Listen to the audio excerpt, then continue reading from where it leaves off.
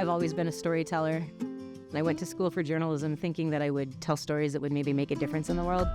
Never did I think that this story was the one that I was going to tell. My name is Marcella, and I am a stroke survivor. This all happened over Christmas of 2004. I had been a journalism student at Augustana, came home for Christmas, celebrated my 22nd birthday with my family, went ice fishing with my mom and dad, and then had my stroke. It was a normal December day. We were out on the lake fishing, and then I got bored. I went to the truck to take a nap, and I woke up with this really terrible headache.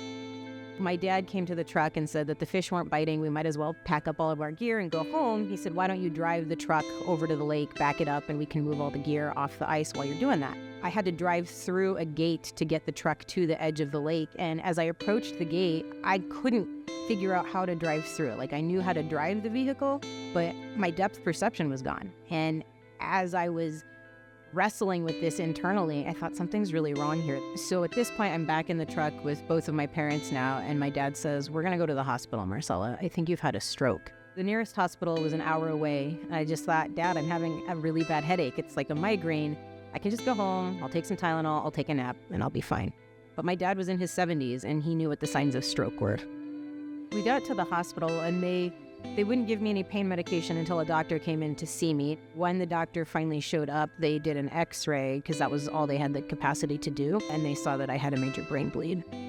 Then they were like, okay, her brain is bleeding, so she clearly needs surgery. Can't go to Denver because of the weather. Can't go to Rapid City because of the weather. I could go to Casper, Wyoming, and so I was medevaced to Casper.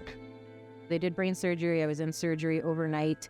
I was in a medical coma for a few days. When I woke up, it took a while for me to understand the severity of what had happened. I could process things, but very slowly. It took a lot of repetition for me to understand that I'd had a stroke and understand that I'd had brain surgery. And I could tell that my thinking had changed. After rehab, I felt like I didn't recover enough. I could walk, I could talk, I could do these things that had evaded other people who had gone through stroke.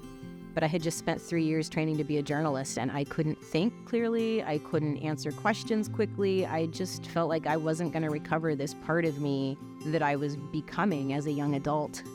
So I started doing a little bit of freelance work here in Sioux Falls, and then I decided I needed to do something different, try to shoot for something big again. So I moved to Chicago. I was freelancing for a couple of small community newspapers, and then I started working at this independent bookstore.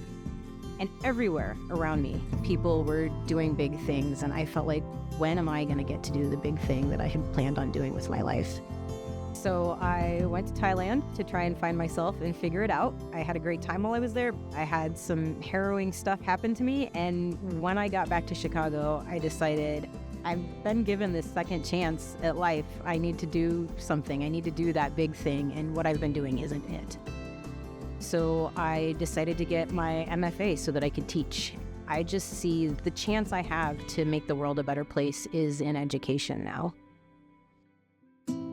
When I think back on it, the most influential person in this story is my dad, because he is the one who knew the signs of stroke. He is the one who said, we are going to the hospital, Marcella. If I had still been in Washington, D.C. with my roommates, I would have taken that nap and I would have died. So the thing that I would want people to know about stroke is that you know your body. If you are not processing cognitively the way you usually do, if physically you feel different, don't wait.